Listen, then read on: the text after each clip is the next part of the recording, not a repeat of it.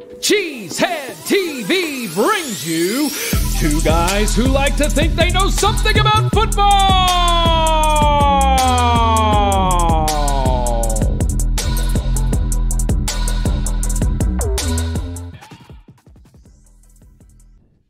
Good evening, everyone, and welcome back to Packer Transplants Live. I am Aaron Nagler, and joining me, as always, is Mr. Corey Behnke, my partner here at Cheesehead TV. I'm coming to you live from Cheesehead TV, New York. Corey joins us live across the street from Lambeau Field, and we are ready to talk some Packers. What do we have on tap today, Corey? Today, we come to grips with the end of another Green Bay Packers successful season. And look ahead to an offseason that features the NFL Draft in Green Bay, Wisconsin. But right now, it's time for the good, the bad, and the ugly. We got the good, we got Packers defense. We got the bad, we got Jordan Love. We got the ugly, we got those injuries, those damn injuries, Behnke. Ugly way to go out. It's bad enough you got to lose the game, but to watch all those dudes go down in the process, it's ugly stuff. Corey Behnke, welcome to the final Packer Transplants for the 2024 Green Bay Packers season. How are you today? I'm doing well. Thank you. That's kind of cold outside. It's kind of cold in Green Bay. It's kind of wavered between, Monday it was like 7 degrees, and then yesterday it was like 30, and then today it's like 12, I think. I don't know. That's quite a switch. So, yeah, you know. I haven't quite that here in New York, but it's we've definitely hit the moment of the January time where, yeah, it's cold. There's no doubt going outside. It's a cold one, but the warmth of the offseason is here to take us as we try to look back here on this Packers season, Corey, as only we can, and talk about things that went right, things that went wrong. Clearly, the game in Philadelphia. If we're being honest, Corey, and I'd love to get your take on this, but how much did just everything, as far as we talked a lot last week about, well, if they play a clean game and, there's every chance that you just get in the dance and anything can happen. Was it like the fumble by Keyshawn Nixon immediately out the gate? Did everything come flooding back as far as all the things that had gone wrong this season? And, oh, yeah, that's right. That's the team we've been watching all of 2024. Somewhat. I mean, I did write that, in hindsight, the NFL hates the Packers. Well, that was your takeaway. That's your takeaway? The NFL hates the Packers, people. Hates the Packers. Yeah, because, he didn't really he fumbled, but he regained possession, clearly. So, was it clear, though? I've gone back and watched this, and yes, he's there, and the ball is, his hands have bobbles, and then he's got it, and then his hands have it, and then he can't. There are two clear angles where his hands have it. Right. Very clear. Very clear. So the NFL hates the Packers. You know who you sound like. You know who he sounded like for a hot second there. Who's that? Who's that? You're gonna sound like someone talking about the Fail Mary that I don't want to mention their name because to me it's like talking about Voldemort. Okay. It's like 99,000 people saw that the Packers got the ball except for the ref and Voldemort. Okay. I mean Bob McGinn. I mean Voldemort. All right, very good. Very good. The NFL hates the Packers, people. Let's just be real. Okay. That's one takeaway. I don't think the NFL hates the Packers. I think the NFL is incompetent, and that's a difference, right? What's that old saying? Never prescribe, malice where it's probably incompetence. What's funny is that's the same. I saw this thing Daniel Tosh on his podcast about conspiracy theories, right? It's the kind of same idea, right? It's like we think there's all these conspiracy ideas, but it's three can keep a secret when doing. 2 are dead. Yeah, exactly. There's a bunch of incompetent people, and no one can keep a secret, so there's no way these conspiracies are happening because it would take way too much to for thing. I just think it's incompetence. But hey. Or the NFL hates the Packers. Either one of those are possible. No question about it. Disappointing end of the season. For sure. Disappointing end of the season. No question about it. We've got some news to get to. There's always something to talk about when it comes to the green and gold, and this week is no different as we wrap up the 2024 season after Matt LaFleur's season-ending press conference on Tuesday morning, the one real headline out of which we got Tom Clements is retiring. Longtime Packers quarterbacks coached, yes, as we all know, Brett Favre, Aaron Rodgers, retired for a bit, came back to coach Aaron Rodgers again and coach Jordan Love. The man is an absolute Packers legend and should walk into the Packers Hall of Fame at some point. I don't know when that point will be, but clearly Packers fans owe him a monster debt of gratitude because he has done yeoman's work with 3 really good quarterbacks at this point. The other news coming out of Sundays. You know what kind of reminds me? I was in the man, this is gonna age the hell out of me. But I was in okay. So Tom Clements had left and he came back for Rodgers, right? Or he was there. No, he was there right at the tail end of Favre. He helped Favre's resurgence. Right, he was at the tail end. McCarthy. Right. Well, it was funny. And he was there to build Rodgers, essentially. Yeah, so Rodgers, I think this is year 3 of Rodgers. So, I just remember I hadn't done the webcast for New Year's Eve. So I think this was around 2008. 2007 or 2008, maybe 2008. Well, 7's Favre, 8's Rodgers' first year. Yeah. So I think it's 8 into 9 or maybe 9 into 10-ish. Yeah, because that's before the Super Bowl. So he's doing well. He's starting to do really well. And I remember a friend of Tom Clements comes into our New Year's Eve trailer, and I didn't really know who Tom Clements was. I was like, I don't go that deep. You know what I'm saying? And right. And so they were like, you know who the main reason why the Aaron Rodgers is so good, don't you? And I was like, looked at him, and I'm a lot younger than I am today. And I was like, Ted Thompson? And he was like, and he was like, no, Tom Clements, he's the number 1 coach over there. And I was like, oh, cool. And that was the first time I ever even knew who Tom Clements was. So there you go, finding out in a broadcast truck, as some people do. It's how some people live their lives. Sitting Corey, in the middle of 42nd and Broadway, learning things every day. You know what I'm saying? Love it, absolutely love it. Yes, Tom Clements, absolute Packers legend, no question about it. And hey, shout out to Tom. I'm hoping he gets to watch Notre Dame win the championship on Monday. He's a former Golden Domer himself, a quarterback. I know he'll be rooting for him. Some unfortunate news coming out of that game, Corey, of course, on Sunday are the injuries that we just talked about in the good, bad, and the ugly. Starting with Romeo Doubs suffering another concussion so fast upon having just gotten cleared from concussion protocol. To see him wearing that Guardian cap and have his head hit the ground and really almost instantly you could tell there's something up, and woozily being helped back to the locker room. You never want to guess, right? Like, who knows? Everybody's brain is different. Every head injury is different. But, man, you really worry for Doubs at this point. I think it's just human nature to look at that injury in that game coming so hard upon another concussion and think, all right, let's hope for the best, and let's hope Doubs has the support he needs to make whatever decision is right for him as a player and as obviously a person. Because, man, I just keep thinking back to the Sam Shields interview that came out, I think a year or 2 ago, where he really regretted continuing to play after suffering a couple of concussions and then, really dealing with some major repercussions later on after his playing days. I'm not saying, and again, I don't know. We don't have the medical information. They know more than we do always, but that's just scary stuff. I just hope Doubs gets all the support he needs and can, get back to playing, because I love him on the field for the Packers, if that's his call. And obviously it is his call.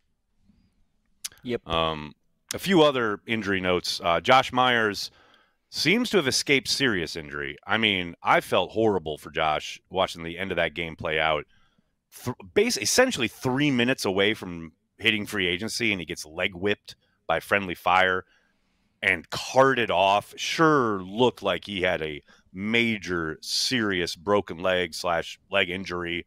And by all reports, and Josh's own words in the locker room cleanout session, sounds like he escaped major injury, a bit of a hairline fracture, but he should be good to go and be ready for whichever team he ends up on next year, the Packers or someone else. And that is great news, because you hate the timing on that one. And the other injury note is Christian Watson, his father, Tazim, who's been here on CHTV throughout last offseason on our podcasts, etc.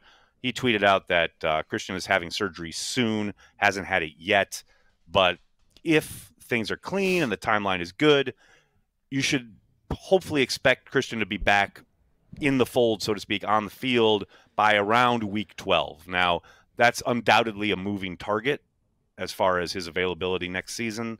We all know every player is different. Guys come back differently. Sometimes there are complications. Sometimes guys can come back early, right?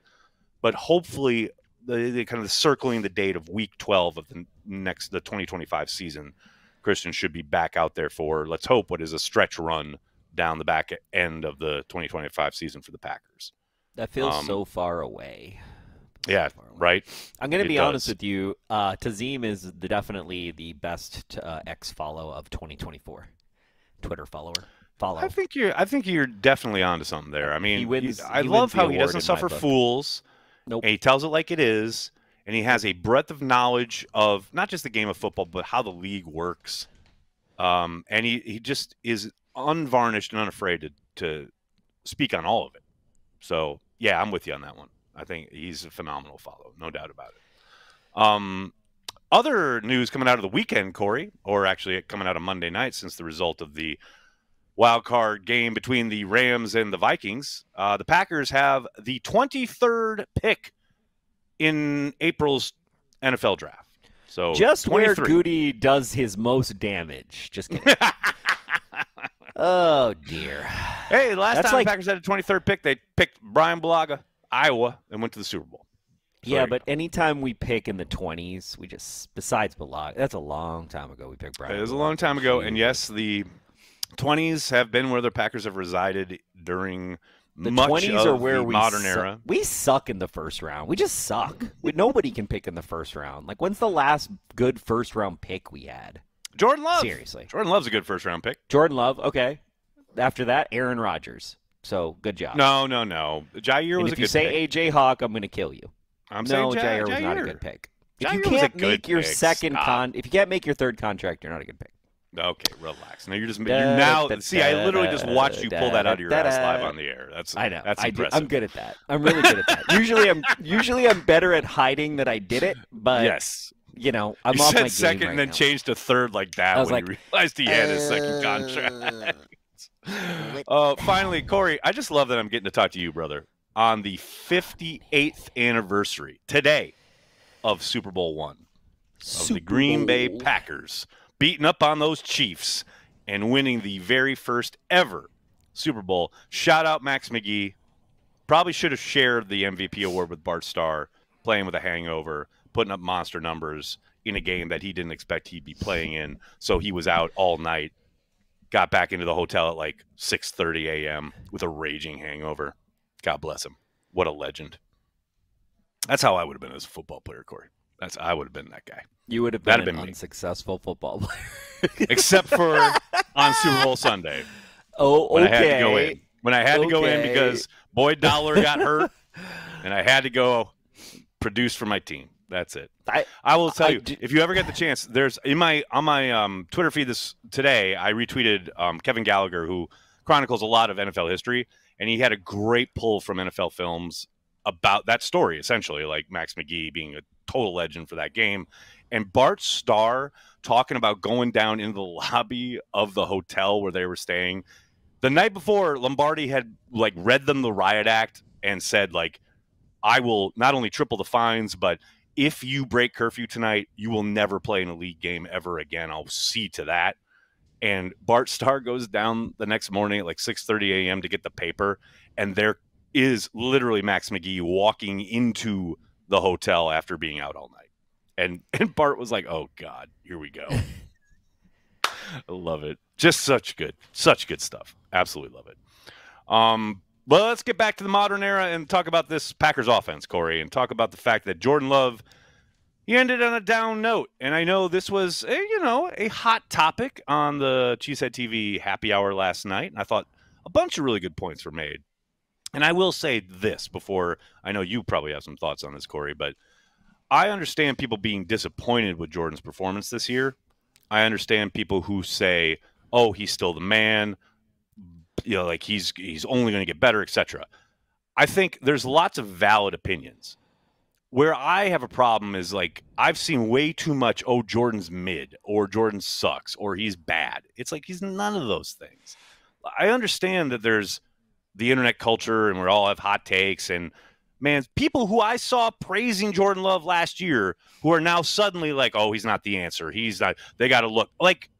Can we let the young man play and grow and develop? Which, by the way, improvement, development, it's rarely, if ever, linear in the NFL or in the game of football. Like, yes, there are certainly issues with his game that he needs to work on. And that will undoubtedly be a focal point throughout the offseason, both with his quarterback guru out there in California and when he returns to Green Bay for the offseason program. But people saying suddenly he sucks or he's mid, you don't know ball. Just stop talking, or at least stop tweeting me, because that's absurd and ridiculous. Yeah, I think I agree with that. I mean, his last 3 games were not great. Not to make excuses for him. We talked about this last night, but, you know, he had 2 of his linemen. He had his best linemen go out. And then he had Elton Jenkins go down. He had Zach Tom play his worst game of the year. Yep, no 2 doubt. Of his linemen, one of his newish linemen come in, gets him in a hole, then gets him in a second hole, then he gets replaced, then there's a guy in there, and then, you know, his worst interception, I think, where you're like, what the hell is going on? Which most interceptions where you're like, what the hell was the quarterback doing? Right. Somebody ran the wrong route or did something wrong on a rhythm play, or, you know, that just was like a timing play, and it is what it is, and you can't, you know, the it's one like sending Zach the missiles Bond out. Is the one that, that's really, really off kilter. Yeah, and he was supposed to. Coach even said he was supposed to run 15 and turn, and he ran 20 and turned. And guess what? The linebacker's inside, and we've got an interception. And Tucker Kraft slips coming out and doesn't do what he's supposed to do, so it doesn't create exactly the whole kind of puzzle piece of the route combinations. And so Zach Bond is just drifting into space where that ball is going. Like, there are a lot of different things, and that's why I said I give accident forgiveness for 2 out of those 3 interceptions. Like, the one that I think is problematic is the one to Wicks up the right sideline. Although Slay does a phenomenal job of not only making a play on the ball. Yeah, he needs to throw it outside instead of throwing it in. A little bit further, etc. No, you need a better throw there. No question about it. I don't hate the ultimately, decision, though, if you look at people his talking stats, about, like, oh, Jacobs was open, and that's fine, but, like, he had a matchup that he liked, and, again, Wicks wins on that route. Now, he should have stacked him, could do a better job, but he's still a step ahead. Like, I don't mind that decision, and I don't mind taking that shot, but you need a better throw if you're going to do it. Statistically, he had a similar season to last year, so he had the same amount of interceptions. He had a little bit less in touchdowns, a little bit less in yards, but he played fewer games. Right? You got to throw that into the mix. 2 less games, he played 2 fewer games, right? That matters. But at the end of the day, you know, I don't know how you can look at Jordan. I don't know how you can make that conclusion unless, you know, you've just had it in your head this whole time that he's never going to be good. I don't know objectively how you can look at his play at every game this season, not just one or the last or down the stretch. Kind of the same way. I don't know if some people saw. I'm not a huge Dan Orlovsky fan, but there's this whole Dan Orlovsky, Stephen A. Smith back and forth after the Vikings game, where everybody wants to throw Sam Darnold under the bus, and you know Dan Orlovsky, former quarterback, say what you will about him, but he's like, yeah, Sam Darnold was the 4th reason that the Vikings lost, right? And, you know, yeah, we did have a lot historically this season, or we were led the league in drops. Led the league in drops. I think at one point we had 53% in some games where that's bad. Like, you can't. It's not good. You're going to die. You're going to die by that, right? So, yeah, I mean, I think the as any quarterback, the number one thing is your offensive line and your coach helping you out by not having you drop back and wait forever to get sacked. And I do think that there were times in these games where we get a little bit down, not by 2 scores, but by 1, and we ask him to do things that I just don't think we should have been in a position to ask our offense to do. So I think there's a lot of that. And you know, I think Jordan Love is exciting. I think the main thing I think there's something in the fact that how we beat Dallas last year in the playoffs was just so exciting. It was just amazing. Yep. And I don't think anybody saw that kind. Now, in the middle of the stretch, you saw those kind of games, but the knock against that was they weren't, quote unquote, good teams, right? Right. Which, you know, you want to talk about good teams. The Rams just spanked the hell out of the Minnesota Vikings. So, Right. and I think a lot of people are like, "Oh, the Rams aren't that good." And it's like, bro, like any given Sunday, I think you're seeing You that. never know, and also, baby. I do want to say this one thing that's going around the internet right now. PFF's doing it. All these nerds are talking about like. Oh, we need to get rid of the 7th round in the playoffs because the 7th seed, you mean? Right. 7th seed because it's Green Bay and la la la. And I'm like, shut up. I don't mind the 7th seed. I mean, they haven't won a lot, but they're not supposed to win a lot. If they're not, and Nick Wright said it. Like, nobody's won except for the Green Bay Packers against the Dallas Cowboys. And it's like, well, did you like that game? Because it was was that a fun game? I had a good time. I mean, Nick Wright got embarrassed because he thought the Cowboys were going to blow out the Packers. Well, Nick Wright's one of the people. Nick Wright's one of the people calling for it to be. But I'm like, guys, do you understand the economic impact of the extra game? Like, are you even thinking about this for 2 seconds? Forget economic impact. It's more football. I'm fine with more football. Like, I got no problem with the 7th seed, but. You know, I get people are going to dismiss it or kind of belittle it or try to minimize it because it feels like, quote unquote, extra. Because we had for so long only had 6 seeds and now there's a 7th added, blah blah blah. So I don't, you know, when it comes to getting back to the Jordan Love thing, I know people are frustrated with how he played down the stretch. I don't think anyone is probably more frustrated than Jordan himself. Although I do love this new thing of like he doesn't show fire, he doesn't show passion, which of course was a boon and a good thing when they were winning and he was throwing all these touchdowns and things were great. And people were like, I love how he's unflustered, he's like unflappable. So then it was good, but when things are bad, now all of a sudden he's not fiery enough. He's not a leader. Honestly, the only people saying that have either never don't know anything about life and are probably in their like young 20s, right? Right. Because I'm telling you right now, and I've said this to a lot of people. Or they're old men, because there's some old men saying this shit. Well, if they're old men, then they basically don't know shit about life. Because every single person I've ever met in my life who takes the lows not so low and the highs not so high and lives right in that cold as ice place and can do that when shit's on the line, that's a really hard skill to develop. And I was going to say, that's a rare breed. It's a rare breed. No doubt about it. The most successful people I've ever met in my life have that, and they have that ability. I do not have that. I'm very emotional. I don't either. That's my thing. I'm very emotionally driven after every result, good or bad.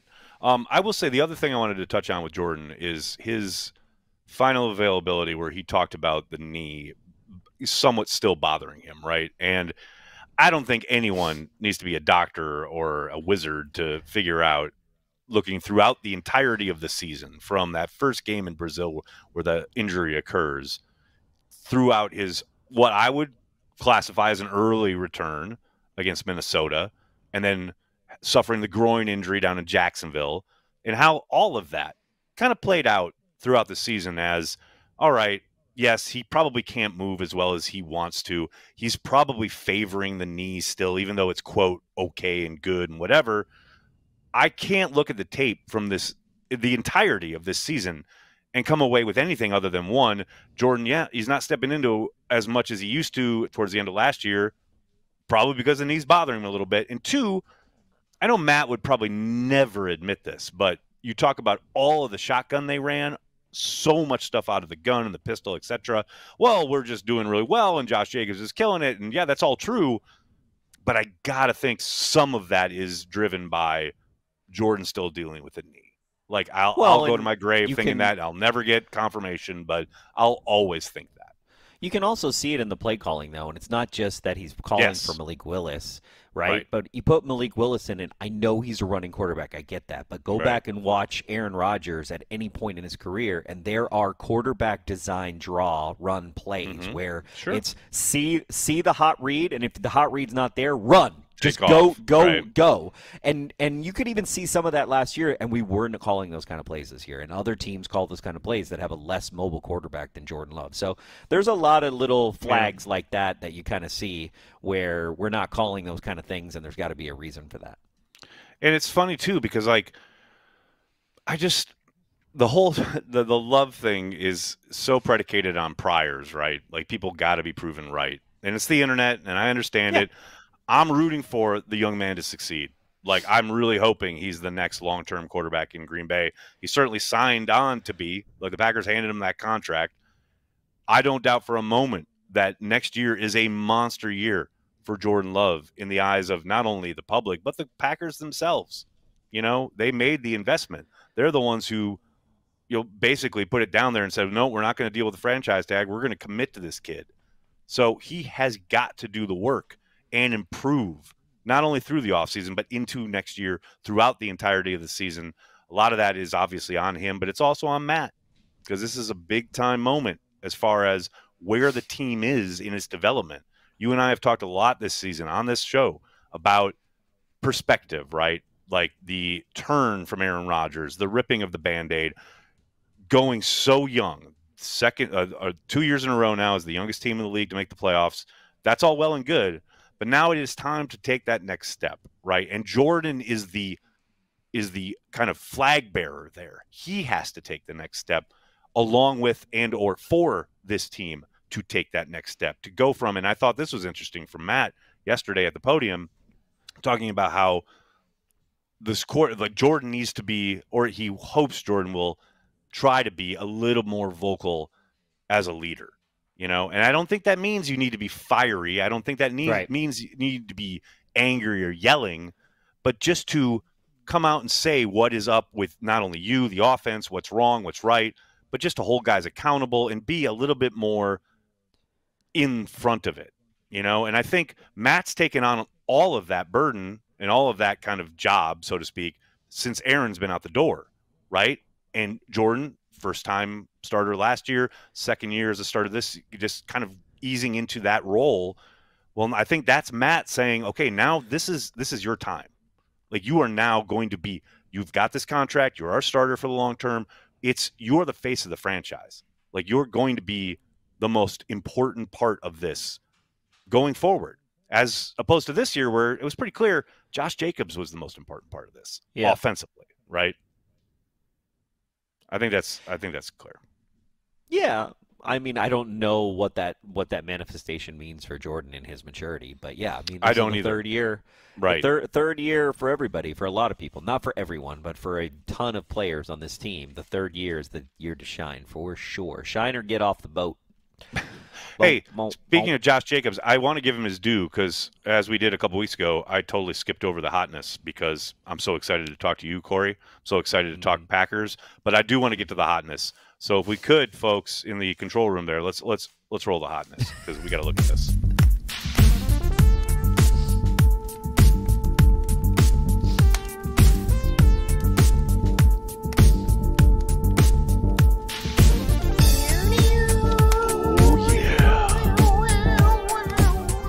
Time for the hotness. I mean, we're still in the offense, so it makes sense. Let's talk about Josh Jacobs. Dragon Fools. Totally owning the Eagles on this play. First of all, poor Josh Myers misses that reach block, but it doesn't matter because look at this. Oh, my God. That's my favorite part. Do you know what my favorite part is, Corey? You know what my favorite part of that whole run is? People. Dragging is great, but no, you were going to watch it on the replay. When he puts Cooper DeJean on his ass, this is Brian Gutekunst going, I didn't want to draft you. And then, he goes on the ground. That's funny. So good. That is such an angry run. That is such a I'm so frustrated kind of run. I love that run. It's so good. You know what we shouldn't show is the same play, but Carrington Valentine getting manhandled. I feel like Carrington Valentine is going to have that play on loop in his Vision Pro goggles while he's working out. We'll get to that when we talk to the defense. You'll see it in the bullet point there. It says it just reminded me of it. It just reminded me when I saw that. It reminded me because I was like, oh yeah, remember that? Oh, and remember that? Yeah, I remember. I feel you.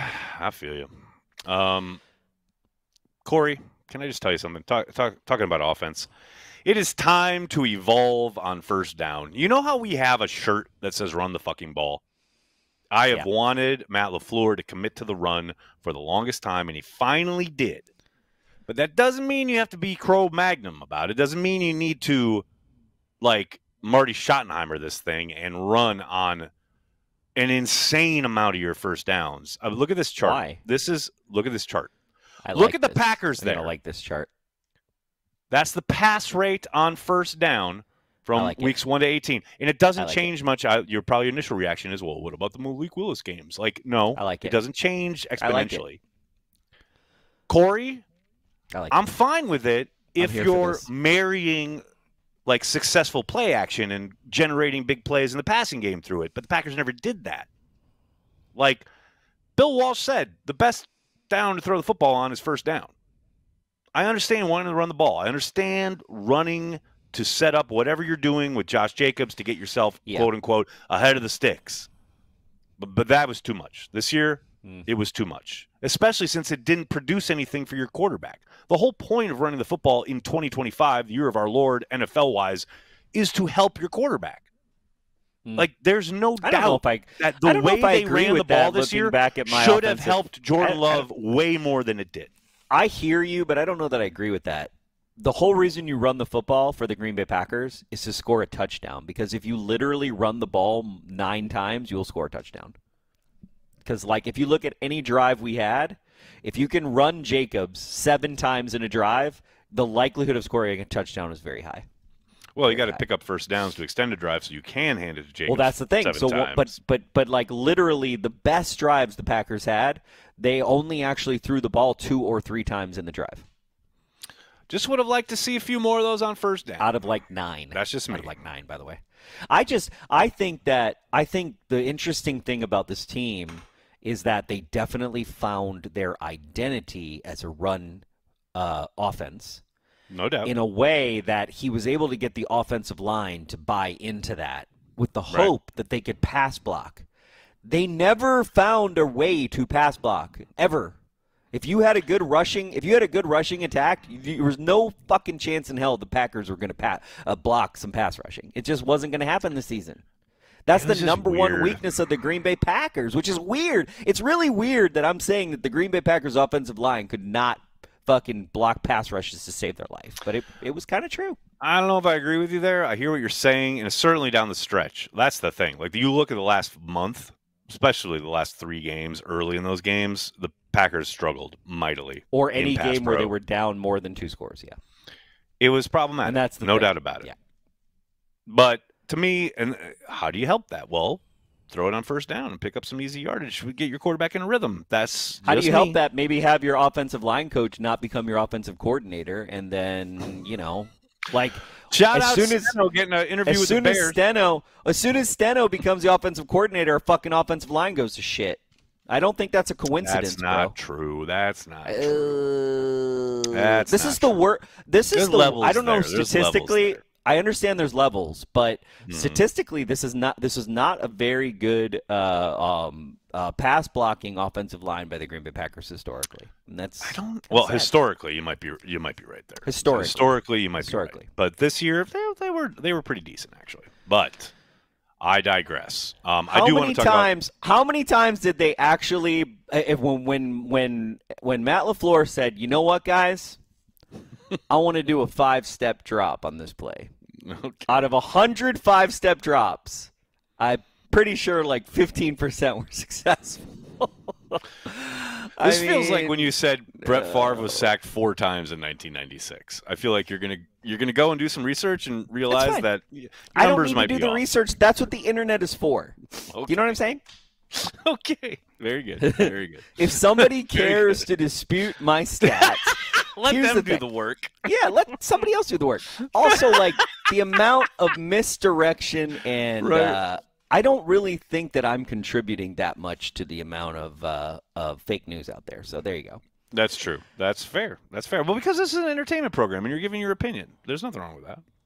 I get that. I just think, like, can we just rip the Band-Aid off fucking Josh Myers? Can we really do that? I know he played well this year. I know he played quote-unquote well for him. Exactly. For him. Yes. Correct. But, like, we have not solved the problem at center, which is really the root of a lot of our offensive line problems. And offensive line was a problem this year. I'm sorry. It just was. It was. Yeah, more so Anytime than you we would tried have to liked. pass the ball. No doubt. I think I want to say I think you're dealing with some recency bias because they were worse as the kind of like tail end of the season rolled on, like December. But how many times have you seen that? It wasn't even an injury thing until late, right? It's rare. That's rare. I agree with that. I agree with that. Like, okay, I know I'm like, okay, don't talk to me about the word regression, but I do think the offensive line of all the things that potentially regress this season, the offensive line. Yeah, it's right up there. I feel you. I think they need to play better. Of that, there's zero doubt. One last thing on the offensive side of the ball, I wanted to shout out Tucker Kraft for his comments at his locker on Monday. I'm sure most people watching or listening here have seen them. If you haven't, seek them out. And it is interesting to hear. It's a bit of a Rorschach test on the media side, because you either have people going, oh, he's alluding to a problem in the locker room, or you see it as a young player taking ownership and actually maturing right before our eyes, which is how I see it. And I just think he's becoming a leader, which is exactly what you want, because he's one of your better players, right? He's one of your best players on offense, especially with the ball in his hand.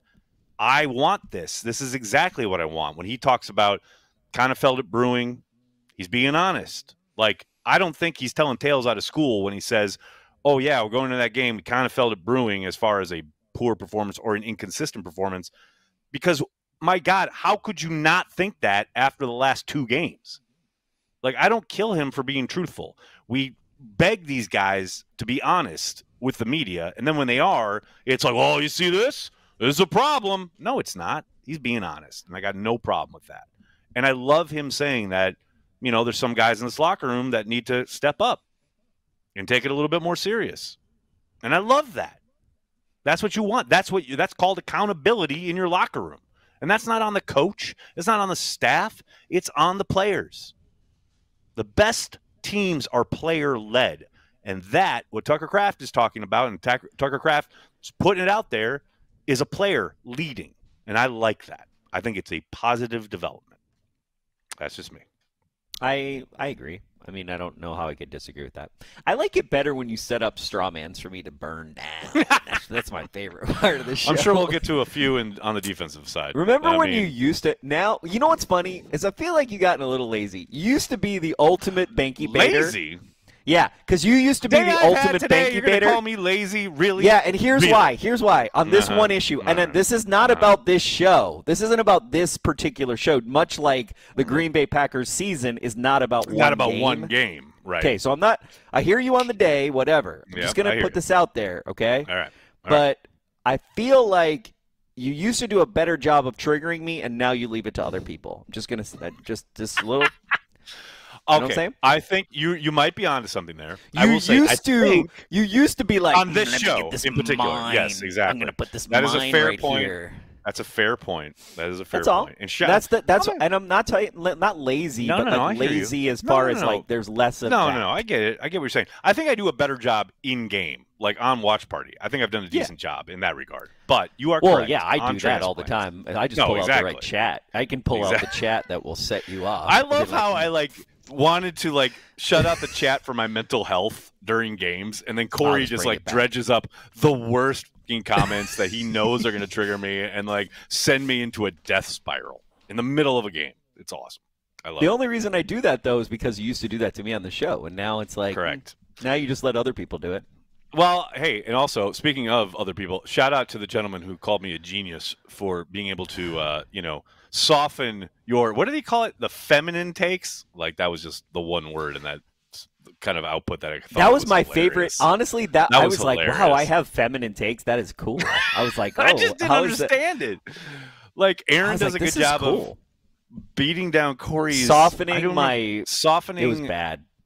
Something, and then he said something / feminine takes. And I'm like, I don't understand that phrasing at all. But I thought it was hilarious. Yeah, I'll find it. Let's get you.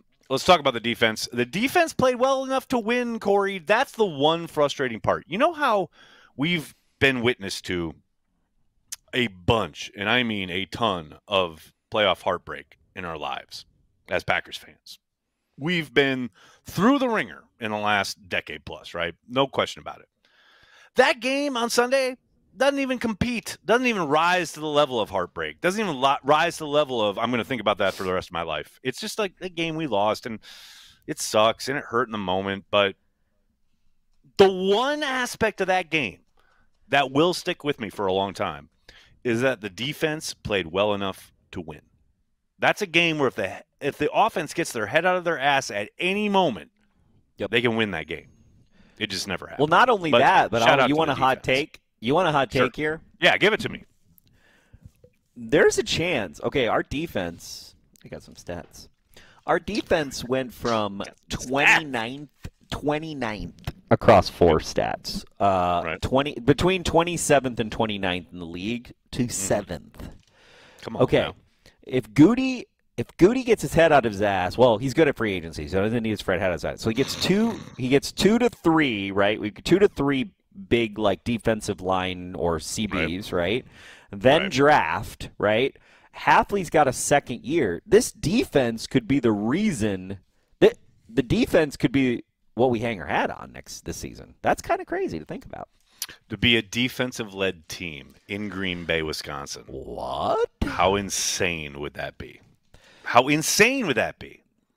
Crazy. I mean, so yeah, this is the take. Tuffy Socks. Tuffy Socks if you're here, or if you come later. The username's Tuffy Socks. I love how Nags always takes the shine off Corey's shit takes. He smooths things out a bit, tones it down, gets the viewers to contain their rage at his baseless, knee-jerk, emotion-driven feminine takes, and deftly lands the convo onto a soft, comfy pillow of meh. Nags is pure genius. I don't know if the feminine part just throws me. I don't know what you're saying that has ever been like on the feminine side of a football take, but it's just funny to me. I'm going to be honest with you though. Like I was actually, that was the thing. I was flattered by not by some of it, but by the piece. And then I was like, if I'm, whatever. It is what it is. Everybody's got their opinions. They do indeed. Corey, the defensive front, it needs reinforcements. And I know everyone's going to say, oh, they're paying Rashawn Gary, whatever they're paying him. They just drafted Lucas Van Ness, blah, blah. They re-signed Kenny Clark. I get it. I get it all. That needs reinforcements. I don't care if it's in the draft. I don't care if it's free agency. But that front needs help.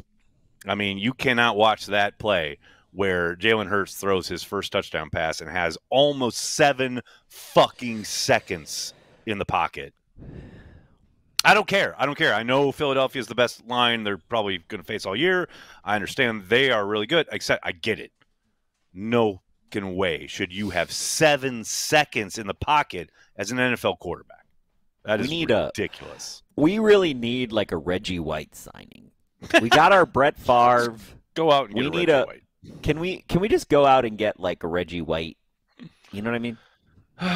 Let's clone. Is Reggie. he out there? How about that? Shouldn't the Packers have that? Like I don't think Max Crosby is the answer. There. But if you got like 2 Max Crosbys, I think that's beneficial. If you got a Max Crosby and who else? I don't even know. Man, I'd love some Max Crosby. I just don't think the Packers are going to go that route. But all I know is they need reinforcements. They got to be able to get home with 4. You heard Matt yesterday talking about how, well, we thought we were going to be like this on defense, but we ended up doing all this other stuff on defense because we couldn't get home with 4. I mean, I don't think he said the words we couldn't get home with 4, but that was the intimation. Like we ended up doing all this simulation pressure instead, etc. Yeah, they want to be able to play 3 high, a bunch of guys underneath, mix it up sometimes 2 high, whatever, and rush 4. But every time they did rush 4, it was certainly problematic. So defensive front definitely needs reinforcements. I mean, I do think LVN can make the jump. So, it's put up or shut up time in 2025. Zero question there. I mean, it is put up or shut up time. No doubt. Gotta happen. And then finally, tough lessons were learned in this game on one specific play. You mentioned Carrington Valentine getting absolutely, just owned, essentially, by Dallas Goedert on that touchdown, where, young man, just go low. You're never bringing that guy down up high. As soon as you see it's a tight end, just go low. Take his legs out. That's the only hope you got, because otherwise you're going to get embarrassed on national television, as you did. The other tough lesson learned there is, first of all, Halfley, love the game you called. We just talked about how the defense played well enough to win, but that zero blitz on second and short, where you present it early in the process, where there's no disguise. I mean, show it, fine, but at least have some kind of mechanism where someone on the field, I don't care who it is, your green dot or somebody, has the ability and or permission to go, oh, look at Jalen Hurts. He's making a call, undoubtedly calling an audible and getting out of whatever they were in to take advantage of the look we're in. Okay, now we need to get out of this. Because, that was a similar. Corey, we were literally on watch party saying, well, they're just going to do this, and they did it. That was very similar to how when we lined up, just in the way that they did it. How we lined up on that pass play at the end of the regular season, and everybody was all pissed off about that. The Bears game, it was very similar. It's like, we can see you. You know, we can see you, right? We can see you, guys. Guys, that was the play call equivalent to Andrew Corliss down in Miami after he shot some dude hiding behind like a potted plant. Like, we can see you, right? Like everyone's on the line, and I only need 2 yards, so I just put this wide receiver out here. And we're playing like 10 yards off. That's the other thing. I'm fine on the zero call, fine, but then compete at the line. Playing like 10 yards off. What are we doing? Yeah. Although talk about competing at the line, just to give some positive reinforcement. Yes. The defensive line, when it came to running and stopping short yardage when other teams needed, I'm not talking about tush pushes here. No. Did a fantastic job this season on fourth downs. Totally there were multiple fourth downs that we shut down on short yardage plays. The run defense this year is, if we can hang our hat on run defense, there are very few teams in the NFL, the entire NFL, that can hang their hats on run defense. And this team showed that can be a thing you can do, which I think is incredible. No doubt. Very much agreed. And well, that's a good segue. Let's take a look at this offseason stretching out before us here, Corey. You're so surprised. The surprise in your voice that I actually transitioned. Corey, really? Corey, really? Is this the second or third time you've ever looked at the script? Come on. At least this season. Yes, there's surprise in my voice. Seriously. Very much surprised. Let's look at the offseason, shall we? Let's preview the offseason, as it were. Okay. I do want to give a shout out to Austin, who had a phenomenal article up at CHTV.com today. It's linked actually in the description of this video, talking about untouchables as far as guys who are lock solid, no doubt, going to be back next year, and then guys who are hovering around that level, and then the rest of the roster. I'm very much encouraging everyone to go and read it, because I thought he did a phenomenal job. And I don't agree with every one of his assessments, but I thought it was a really good, involved piece that will make Packers fans think, which is always welcome in this age of hot takes. So make sure you check that out. Corey, much like we do each and every year in the final Packer Transplants of the season, I want your takes, sir. On my video of like who I think stays or goes will come out tomorrow here on the channel. But I want your takes for the pending free agents of the Green Bay Packers heading into the offseason. Are you ready, sir? Yep. All right. Starting with one, Josh Myers. Is he back or is he gone? No. Bye. He's gone. Bye-bye. Okay. Cornerback Eric Stokes. No, bye-bye. Bye-bye. Bye-bye. Goodbye. Okay. Linebacker Eric Wilson. Maybe. So that's a maybe? That's a no? What do you got for it? I don't have an opinion. Oh, no opinion. No, I defer. I defer to Goody. To defer to Goody. That's an option. Okay, I got it. Defensive tackle, TJ Slayton. I feel like he's got some upside yet. It just depends on who we bring in, though, because he might get pushed off the boat. Yeah, see, I think he might get pushed off the boat because the canoe might have no more room. So. And he's pretty big. Your favorite, They all are. your favorite position, kicker, Brandon McManus. Yes, but abolish kicking in the NFL. That's that's a more than fair answer. Linebacker Isaiah McDuffie. Yes, because Halfley and him have a relationship. Look at you. You're so good. What about cornerback Corey Ballantyne? I mean, I don't think we have a choice. Yes. I mean, just as probably as a we have no minimum. one. Yeah, I get you. I mean, Eric Stokes, we have no choice. Get rid of him, but everybody else we right. kind of got to keep because we need bodies. So. Yeah. I hear you. Left tackle predominantly, though he plays both sides. Andre Dillard. I don't know enough to know, so defer to Goody. There you go. Did we even see him play one game? He played in training camp. No, he didn't. He wasn't called into action this year. Thankfully, everyone stayed healthy at tackle. Because Rasheed Walker he had was a decent so summer. good. He had a decent summer. Cornerback Robert Rochelle. I mean, yes, for the same reason we got to keep Ballantyne. All right, that sounds good. Tight end Tyler Davis, who fought back valiantly after a season-ending injury a year ago, and then came back and then promptly got a season-ending injury. That's a no from me, Doc. All right, I feel you. Finally, also, Musgrave and Sims. The thing is, Sims showed enough, right? Yeah, to basically negate I just hate Tyler that he was Davis. inactive for this final game. I hate that he was inactive. Yeah, that's I thought they were going to use him in the running game. But anyway, finally, this is a tough one. Running back A.J. Dillon. I mean, I don't think we are going to. I don't have an opinion about whether I personally want to. I love AJ. Right. I think he's great. I think he's great for Wisconsin. I think he's a great dude. I got all the utmost respect for him because I know him personally.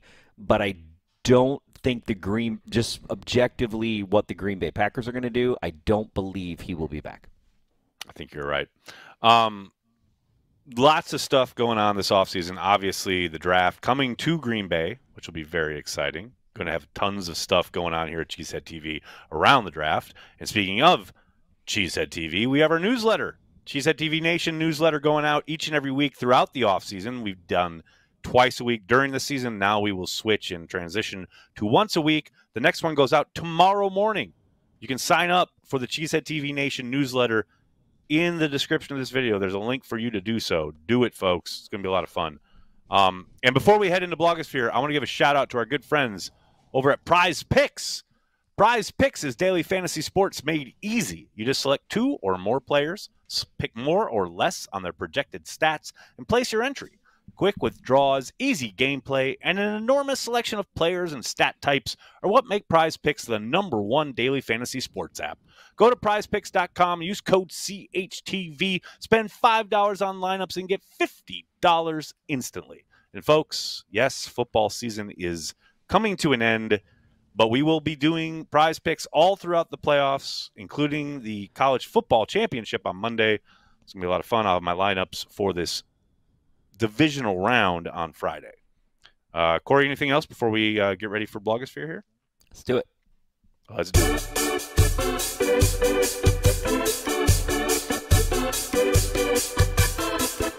This week in the Packer Blogosphere.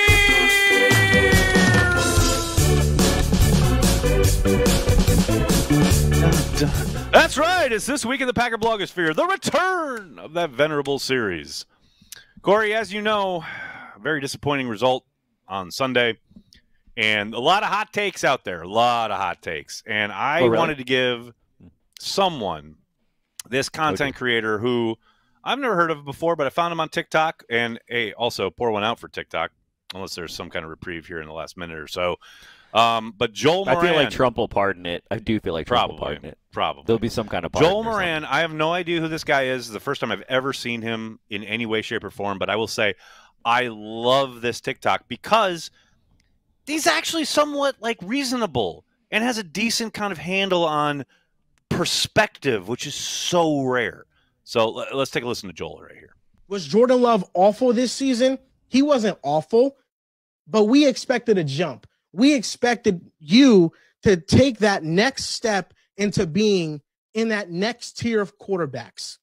Instead, Jordan Love finishes off this season as a question mark. If you believe in him, there are arguments you can make. But if you don't believe in him, there are also arguments you can make that he's not that guy. I love the fact that he doesn't take sacks. But the next step is being better at reading defenses, being better with his accuracy, being better with his decision-making. And the Packers also have to help him out by adding some receiving talent. They have a bunch of good players, and we thought that maybe one of them would break out this year, but none of them broke out. You need a real dude. That's how we usually see quarterbacks take that next step. The Packers lost by 12 points. If their offense shows up, they could have won this game. But that's what the 2024 Packers are. Could have, would have, should have. Next step is getting that result on the field. This team is not far off. Joel Moran, what is this perspective you're bringing to the? I thought to it the was mix reasonable. Here. Although I'm just gonna nit. If I had a nit to pick, as you know that I'm gonna do, I don't think you can look at Jordan Love objectively this season, and you can have questions, but I don't agree. Like, yes, he's got to improve his accuracy, but not by a lot. What he really needs to improve, to be honest with you, is a very simple thing. It's short passing game, touch passes. Yeah, if he just elevates on that one level, one thing in his game, we would have won 2 or 3 more games. So I just think Joel does a great job of presenting everything, because you mentioned it. Yeah, no doubt. The accuracy is an issue in certain areas, whatever. But also, his receivers led the league in drops. So catch the ball. And he says that. We need to improve, but I just, get a little more talent there. I'm there. Here's my problem with the wide receiver thing, though, right? The Green Bay Packers historically, and I'm talking about, modern era historically, Super Bowl I we're talking about. Right. Now, take Don Hudson out of it, because we know number one wide receiver is better than anybody in the whole entire league, right? Yep. But I just disagree fundamentally that there's only one way to do offense. And I agree with that. Like, that's and I feel like a lot of people come at this. That's what I'm saying. So he's he needs a guy. I would say that the guy was Christian Watson for most of the season. I very much agree. And this is the problem, right? Is that even in that clip, there's recency bias that I just don't buy, because the middle of the season is fat and there's a lot of things to look at, and there's a lot of throws that maybe 2 quarterbacks in the NFL have ever made in their lives. That touchdown tip catch by Tucker Kraft in the end zone that I remember, there's a couple, there's like 2 or 3 others where they are Brett Favre, Aaron Rodgers type throws that are just rare gems that you're never going to see fucking Sam Darnold throw, bro. You know what I mean? Like, ever in his life, he's never thrown that. So it's like, if you don't start your conversation like being there, like, you can have doubts about Jordan Love, but like, you're not really looking at all of the tape if you're talking like that, is my whole point. I'll also give a shout out, Corey, because here's the thing. So we come off that game, right? And obviously there's a lot of frustration and Packers fans bitching into the ether that is the internet. And I understand it and I get it, like, no doubt. But kind of why I liked Joel's approach there. But, man, then we get to Monday night. Then we get to the Vikings game. And, oh, my God. You talk about not only, like, kind of soothing the soul of Packers fans after the real kind of obvious depression from the loss on Sunday, but then you watch the Vikings completely fucking melt down in that game. So much great content came out of that.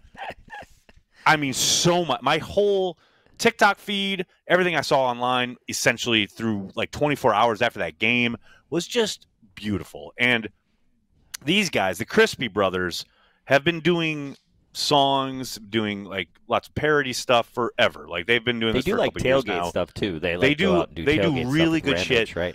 This is without question. This is just a small taste. This is so good. I laughed so hard when I saw this. This is excellent. Let's take a listen. Yeah, you blew it.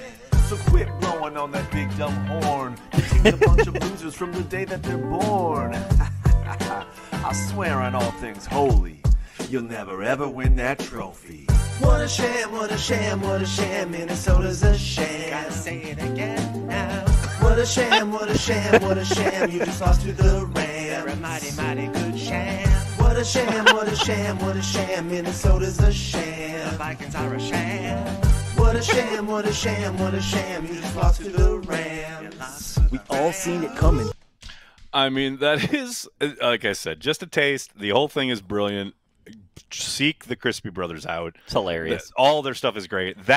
What I love about that is that so clearly, like, you could make that song and that idea anytime, right? Like, Minnesota's a sham, do it from that kind of Weird Al angle. I get it.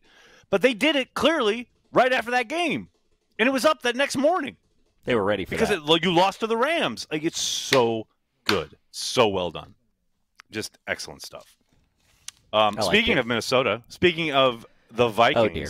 Well, here. Before I want to set this up, okay? You please do. Please do. In the last Packer Transplants, I said something. Okay, so Nagler's initial take, if I say something crazy, okay, and you can go back, you can send the AI on a trail of tears with this stat, right? Trail of tears. If I say something crazy, Nagler will automatically say I'm wrong, okay? So I said Paul Allen was unprofessional. And I asked, and Nagler basically like, no. Because, and look, to be fair to Aaron, okay, Nagler, he has gotten burned by my takes because he takes the bullet.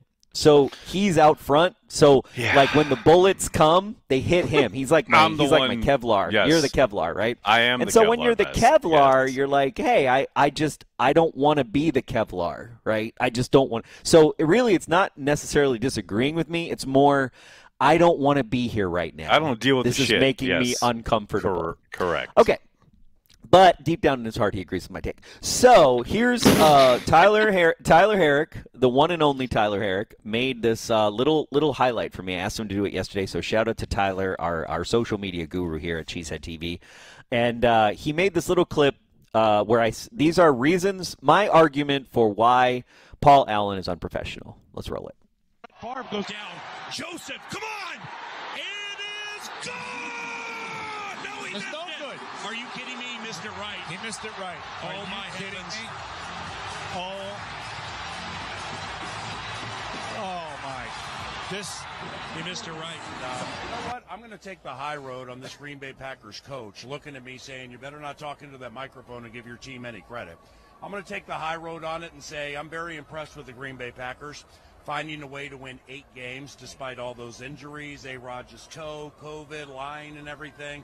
So I'm not, going to say to that coach what I wanted to say, like, you can go ahead and put Eric Stokes and Justin Jefferson the rest of his career. And like he did in 2019 when he was with LSU and Stokes was with Georgia, he killed him. And he killed him again today, and he will kill him every single time they meet. So I'm going to end it right like that. I got to say, in my 20 years of calling Vikings games, that's about the first time I've ever had a coach say something like that to me. So best of luck to you guys the rest of the way. And quite honestly, I hope you lose every single freaking game the rest of the year. Well, speaking of... Hi. Hot takes in the hot tub, eczema be damned. And I'm your announcer, Paul Allen. Hot takes in the hot tub, why not? The light of choice, the light du jour, is a shade of green. Because green is the color of money.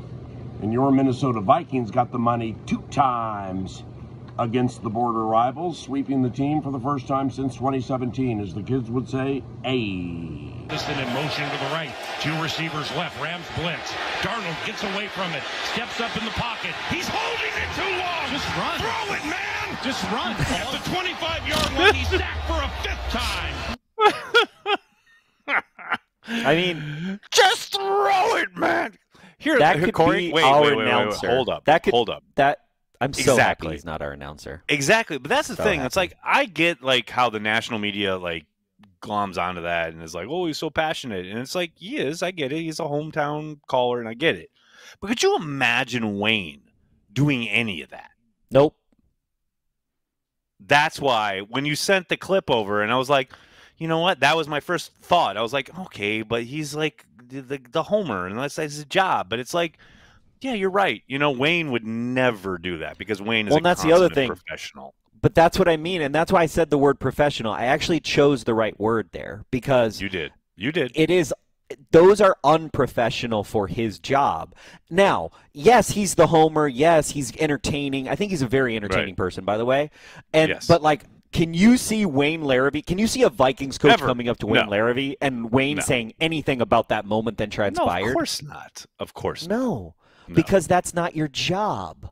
And that's what professional means. What is your job and what are you doing? And also, like, he's the most cringe person, dude. Like, he is the perfect person. Like, I think why you kind of because you're right. Like, he is the perfect person for the Minnesota Vikings. And by the way, somebody can check me on this, and I'm not pulling it out of my ass because I wrote it down and I got it off the internet. So I do want to. So it's totally true, by the way. It's totally true. I do want to give.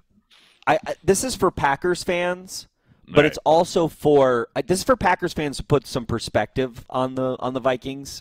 Sure. You know, we're 66, 60-3, and I'm not gonna. That's we're at least even if the Vikings blew us out, we're at least 6 we're ahead, 3 years away from tying them. Right, that's not going to happen, right? But I'm saying like the worst case scenario. We're ahead right now. But we're ahead. We're ahead. We're ahead right 60. now. But Yes. but if they beat us 6 times in a row, which is not statistically Not going to happen. But yes. Yeah. So here's a crazy stat, and I do. Oh, I did knock over. Oh no! Carry the G's are going everywhere. Oh my God. Oh dear. So I do want to amazing. say. I don't know if this is 100% true, but I got it off the internet. And this is kudos to Vikings fans this year because they got a monkey off their back, but I don't think Packers fans realize how bad that monkey was. The Minnesota Vikings are now at home against the Green Bay Packers all time, 32-31. So Holy shit. Good job, Minnesota Vikings. You finally got did that. it. You finally you finally have one more win than loss against the Green Bay Packers at your own bird-killing stadium. Good for you. Good for you. See, what's funny is you asked me to check that, 2 minutes before we went live, and I'm like furiously researching because you kept saying Bird Killer Stadium. I just kept looking at US Bank Stadium. I didn't realize you were talking like all time at home. So I just like sorry, when I talk about their stadium, I like saying Bird Killer Stadium. Bird Killer because Stadium. It is Bird Killer Yeah, Stadium, I and we get need it. I all totally the get it. birds. We do need all the birds we can get in birds this world. are important, so man. Why do they hate I do think they birds over should there in dismantle their Minneapolis? I don't stadium just for the understand. birds. Of course they should, but they never will. They spent $1 billion plus. That's not going to happen. You knocked over some Carry the G. Speaking of Carry the G, I want to give a shout out to everyone who purchased a can, multiple cans. I mean, cases of Carry the G this year, all the way down to Chicago, all throughout the state of Wisconsin. Thank you to everyone who came out to our tasting at Ridgeview Liquor back in, I believe it was late November, the week of Thanksgiving. We have a nice little clip here about that event and as a thank you for just trying some Carry the G. Let's take a look.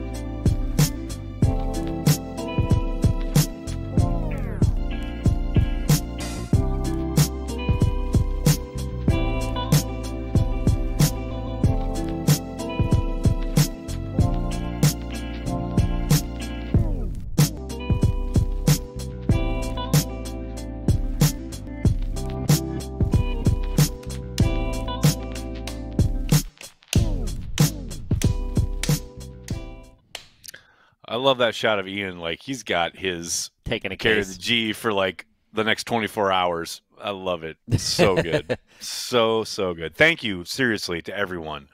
Carry the G is still on shelves across Wisconsin for the time being. No more is being made. So if you see it, get it, stock it up for your off season. We may or may not be doing a little bit more later this spring for the draft, but for the time being, what you see is what you get. So if you see some, get some. And we really appreciate each and every one of you who has bought Carry the G, put it on social, participated in pregame when we do the Carry the G bit for watch parties. You guys are amazing. I mean, when Corey and I first started talking about doing a beer, or just an alcoholic beverage in general at first, but that became, well, we're going to do a beer, I never in a million years thought it would become what it's already become and seems to be continuing to grow each and every season that we do it. So thank you, everybody, sincerely, because that has been a shocking surprise. To me, anyway. I don't know. Corey probably thought it was going to happen all along, but to me, it's been amazing. I think it's cool. I think it's really cool. It's amazing. Yeah, I'm excited about the future of Carry the G. It me Absolutely. 420. I love how the Vikings are the first team in NFL history to win 14 games and lose in the wild card round. LOL. It's amazing. It's absolutely amazing. It's a beautiful thing, is what it is. It is. JP, I'll buy all the Jordan Love stock anyone's selling. There you go, JP. There you go. That's what I'm talking about. NA Productions, let's see Paul Allen's call. Patrick Bateman. Well, we gave it to you. Nice. So, well, you just did. Well done. Mac T, thank you for the super chat. Appreciate it, Mac T. Thank you. Joe Mailman, what could do more for the Packer-Bear rivalry? The Bears hire Mike McCarthy or Pete Carroll for head coach? I'm praying they hire McCarthy. I don't think they're going to. I think McCarthy ends up with the Saints, actually. But that would be amazing. Just from an entertainment standpoint. It'd just be so much fun. You know what? If they hire Mike McCarthy, I'm ready for the moment that Caleb Williams stops listening to him in year 3. Right. Year 3 or 4. Yeah. I get it. Yeah. I like it. That's the trajectory, right? Yeah, that's where it's happening. going. No doubt. Johnny Rivers, are you considering doing a limited run Carry the G draft? It could be a cool collector's item stream of revenue. Thanks for the year, boys. Do you mean Thank a you, drop? Johnny. We do it on draft right now. Yep. But do you mean like a cup or a mug or something? We have it on draft in Milwaukee. A lot of places in Milwaukee, and there's some places in Green Bay. We try to denote where it's on draft in our Carry the G locator map, but it's hard to tell. So, but we might be doing something around the draft. Stay tuned. Yeah. The Green Yeti. I would love to see Tom Clements, Pepper, and Red go into the Packers Hall of Fame at some time as a trio. Legendary behind-the-scenes long-timers. Phenomenal idea. That's a great idea. In fact, that's so good I'm going to pitch it to the Packers. That's excellent. Mike Witt, who knows? Maybe with the draft in Green Bay this year will be the year Goody trades up in the draft. LOL, sorry. Forgot who I'm talking about. We'll probably trade out of first round for an extra 5th. LOL. No chance. If the Packers trade out of 23, man, the riots will be uncontained. I mean, I could see.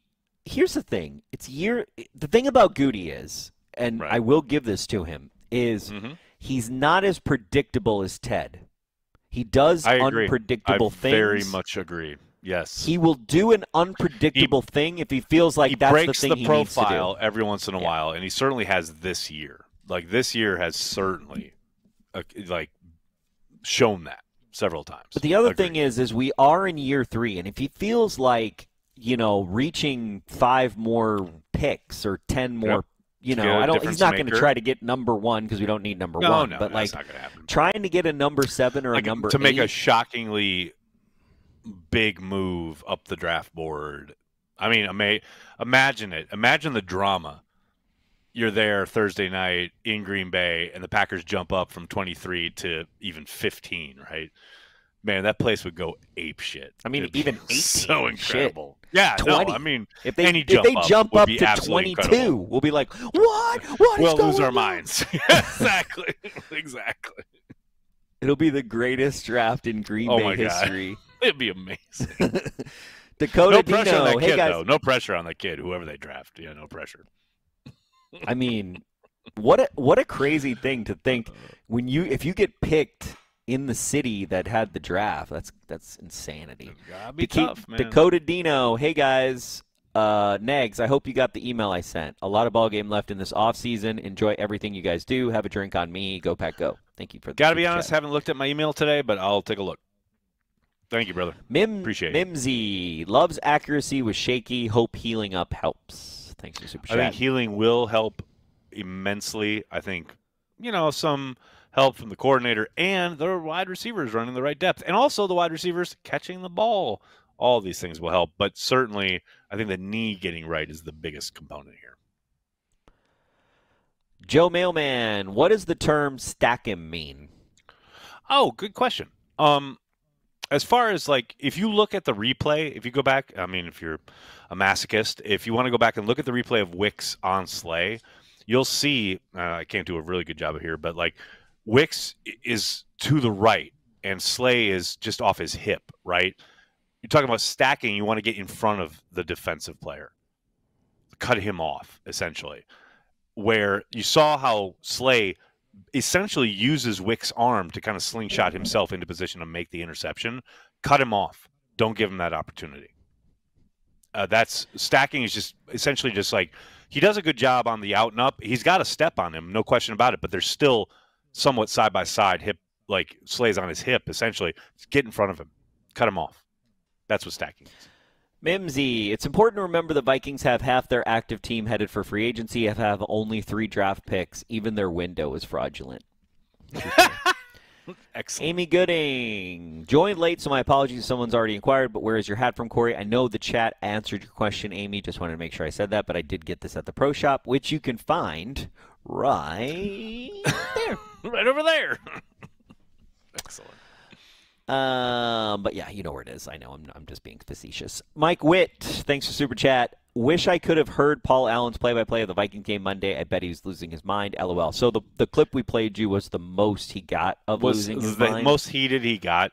I will say, don't ever forget, if you are a football diehard in general, not just to have Vikings Schadenfreude, NFL Plus is amazing for that very reason, because you can, and Billy did this. I talked to Billy on Carry the G Radio on Tuesday. You can get live calls from all of the radio, the official radio partners. So you can get Wayne and Larry, you can get the Viking, Paul Allen, you can get everybody live. It's amazing. It's very, very cool. Mike Witt, with Musgrave back and the receivers banged up, I was a little surprised Matt didn't drop more 2 tight end sets versus Fangio's defense. Yeah, the problem is, of course, with whenever you put Musgrave out there, he's not a blocker. And you saw how much they struggled against that front. He'd just been blown up. He's got to improve in that area in a big way for them to really seriously utilize 2 tight end sets on the regular. Mike Witt, who would make a better GM, Nags, Behnke, or Herrick? As for contracts and extensions, do you guys think they extend Quay or Wyatt? Just curious. A lot of questions there. Oh, I'd clearly be the best general manager because the other two, whether it's Behnke or Herrick, they're just emotional fans, and they could never divorce themselves from their feelings about the team. As far as of the 3 of us, I'm the only entrepreneur of the group. So this is true. There is that. Extend Quay or Wyatt. I got to be honest. I'd be surprised. I don't think they're going to pick up either of their 5th-year options. And I think they'll let them play out that final year of their rookie deal before making those decisions. Would be my guess. Yeah, makes sense. Steve Anthony. Cheers, gents. Steve-O here. Thanks again for the extended happy hour last night. You guys are the best. Let's go I agree. Thanks, Steve-O. I Thanks agree. for Bills hanging out, are the man. team. Bills are the team I agree. for a lot of the reasons. Very much agreed. Absolutely. Mike Witt, we all know you guys and I have fun about the Eeyore stuff, but I love your guys' content and have since Nags destroyed Packerman during a watch party years ago, yelling, "Coach team, you have." Good times. Thanks, Mike Witt. That was a Vikings game. Appreciate it. Yes. When Mike McCarthy tried to run up the middle on 4th and 1. Good stuff. Thank you, Mike. Appreciate you, brother. Ed, next season, no slow starts. Pray emoji. Good luck with that. Your lips, your super chat to the football god's ears. Please make that happen.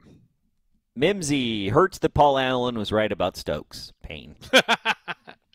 Yeah, but wrong. You know what? Justin Jefferson was shut down in that game, so. Oh, that was one one of the wrong other about Justin Jefferson. No, but one of the other parts I should have put that in Blogosphere. Jeff Janis, absolute legend, putting up his stats in the playoffs versus Justin Jefferson's. That was funny. God. And he was like I've never been a major Jeff Janis fan, 4th on the depth chart, too, or 5th on the depth chart. Yes. But that's hilarious. That was hilarious. Even at the time. New York Shout Cheesehead, thanks guys for a great season. You guys are the best. Go Pack Go. Thank you, New York Cheesehead. Thank Appreciate you, brother. That. Appreciate you. Porkmaster, I heard Max Crosby got a voicemail from God. Okay. What did it say? I.e. Mike Holmgren and or Matt LaFleur. Sounds good to me. Or Mark Murphy. Mimsy, picking at 23 is the Goldilocks of pregame time. There's a lot going on. I'm not quite sure really I can work is. that one out, but why not? Sure. Yes. Okay. Yes. Let's go with yes. Maximilian Chrisman, Jets interview Hafley for head coach. Come on, man. Wait, they really did? No. I don't know. I know they've interviewed a ton of people, but I haven't seen that reported. But unless it's like literally come out while we're live on the air, which is possible. But I don't like that. He's not going over there. I don't like that one bit. Vin V, Kay Adams is doing God's work for the Pack. 17 probably won't be back, but what a fun way to kick off our offseason. Thanks for everything, Cheesehead TV. Go Pack Go. Thank you, Vin V. Appreciate it. Thanks, everybody, for the super chats. Shout out to Kay Adams. Kay Adams is also always joking about the Oval Office. Like, that's how you know she's legit, like, come to Green Bay and hung out. Shout out, Kay. And she's doing, you are right, she's doing God's work with Devontae Adams. And Della just let me know. Oh, I can't get to the Carry the G ones. Hold on. I forgot about the Carry the member Got some chats. Carry the folks up in here. Right now. Sorry, I should have reminded. Thank you for reminding me, Della. So I'm going to those real quick. Yeah, we got Eric up in here. We got a few others. 1 second. Look at these fine folks. Thank you, everybody, with Carry the G members. We got Kevin right at the top. Hard to win the Super Bowl when your team president is the Mad TV kid. Paul Allen is an albino chump. Is he an albino? He kind of Kevin, seems like you're amazing. That's an amazing. Thank you for being a Carry the G Club member. Appreciate that. Eric, thanks for being a Carry the G Club member. Jeff Hafley getting interviewed for the Jets per Albert Breer. So there you Eric's go. been a member for 20 months, so I believe what he says intrinsically. There you go, buddy. Wow. Hafley I don't like ain't this one going bit, anywhere. Nagler. They're just Nagler, casting like a wide net. Nagler, I don't like it. I don't like It's it. not going to happen. It's making Ain't me going to sad. happen. Ain't going to happen. Okay. Although, how hilarious would that be? I don't like it. It's not going to happen. Don't you fret. I really don't like Don't it. you fret, don't like Behnke. it. He's not going anywhere. I don't like it. You know they're going to hire Rex Ryan. It'll all be well. Don't you worry. Like, hire Bill Belichick. Like, you know what I mean? Like, just Well, they should have. Bill Pay for his apparently buyout. literally reached out before he took the Carolina job. how do you not Anyone hire Bill interested? Belichick? I know, Like, right? You're the Jets. Whatever. Let's give a shout out to our Patreon members. Thank you guys. You've heard a lot about the happy hour today. Each and every week, not just during the season, we have happy hour each and every week throughout the off season. Everyone who supports the brand, this is probably the most robust way you can do it. You get not only access to the happy hour, you get discounts on our merch. Discounts. You guys are the absolute you get lifeblood also, of everything we you do. get free draft, the free draft The guide. draft guide. And we're going to be selling the draft guide on Patreon this year, so get a leg up on that. 100%. All on Patreon. Really appreciate the support, as well as everyone here on YouTube. Carry the G Club members. You guys make all the watch parties amazing. Clearly, you guys support everything we do on the YouTube channel. We really, really appreciate it. Corey, you got anything else before we head out into the off season? Of which, you know, I'm sure you'll be back at some point, but for the time we're gonna being, do. this is the last time we're gonna do. you're gonna be chatting with these folks for a while. We're gonna do what we did last offseason. We're gonna do our draft. We're gonna do Packer Transplants draft reviews, and we're gonna get ready for the draft, and it's gonna be fun. It's here in Green Bay, so there's gonna be a lot of exciting content from Cheesehead TV between now and April 26th. Actually, the 25th. Cannot wait. The 25th, Green Bay has just announced they're doing a huge opening NFL draft blowout celebration in the harbor with musical guests and everything. So lots of stuff upcoming, you guys. It's actually going to be a crazy time for Green Bay, so stay with Cheesehead TV as you do. Awesome. That'll do it for this episode of Packer Transplants. We'd like to thank everyone who makes Cheesehead TV part of their daily Packers routine. We are and will always be devoted to Green Bay Packers fans worldwide. I think it's a fluid situation, and I know you guys love it, especially Nagler. I can see you smirking at me right there. We're going to take it one day at a time, and it's going to be fluid, though. That's all I can tell you.